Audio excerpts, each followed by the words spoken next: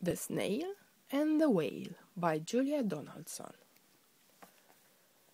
This is the tale of a tiny snail and a great big, grey-blue, humpback whale. This is a rock as black as soot, and this is a snail with an itchy foot. The sea snail slithered all over the rock and gazed at the sea and the ships in the dock. And as she gazed, she sniffed and sighed. The sea is deep and the world is wide. "How I long to sail," said the tiny snail. These are the other snails in the flock, who all stuck tight to the smooth black rock, and said to the snail with the itchy foot, "Be quiet, don't wriggle, sit still, stay put." But the tiny sea snail sighed and sniffed, then cried, "I've got it, I'll hitch a lift." This is the trail of a tiny snail, a silvery trail that looped and curled and said, "Lift wanted around the world." This is the whale, who came one night when the tide was high and the stars were bright, a humpback whale immensely long, who sang to the snail a wonderful song of shimmering eyes and coral caves and shooting stars and enormous waves. And this is the tale of the humpback whale. He held it out of the starlit sea and said to the snail, "Come, sail with me." This is the sea, so wild and free, that carried the whale and the snail on his tail, to towering icebergs and far-off lands, to fiery mountains and golden sands. These are the waves that arched and crashed, that foamed and frolicked and sprayed and splashed the tiny snail on the tail of the whale. These are the caves beneath the waves, where stripy fish with feathery fins and sharks with hideous toothy grins swam round the whale and the snail on his tail.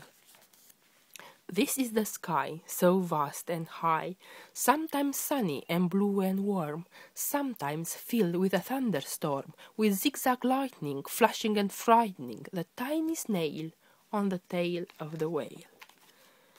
And as she gazed at the sky, the sea, the land, the waves and the caves and the golden sand, she gazed and gazed, amazed by it all, and she said to the whale, "I feel so small."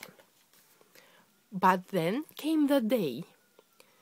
The whale lost his way. These are the speedboats running a race, zigging and zooming all over the place, upsetting the whale with their earth-splitting roar, making him swim too close to shore. This is the tide slipping away, and this is the whale lying beached in a bay. "Quick, off the sand, back to the sea!" cried the snail. "I can't move on land, I'm too big," moaned the whale. The snail felt helpless and terribly small. Then, "I've got it," she cried, and started to crawl. "I must not fail," said the tiny snail.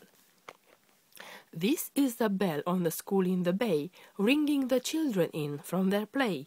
This is the teacher, holding her chalk, telling the class, "Sit straight, don't talk." This is the board as black as soot. And this is the snail with the itchy foot. A snail, the teacher turns pale. "Look," said the children, "it's leaving a trail." This is the trail of the tiny snail, a silvery trail saying, "Save the whale." These are the children running from school, fetching the fireman, digging a pool, squirting and spraying to keep the whale cool.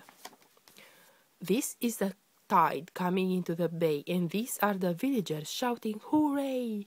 as the whale and the snail travel safely away. This is the dock and the flock on the rock, who said, "How time's flown, and haven't you grown?" And the whale and the snail told their tale of shimmering eyes and coral caves and shooting stars and enormous waves, and how the snail, so small and frail, with her looping, curling, silvery trail, saved the life of the humpback whale. Then the humpback whale held out his tail And on crawled snail after snail after snail. And they sang to the sea as they all set sail on the tail of the grey-blue humpback whale.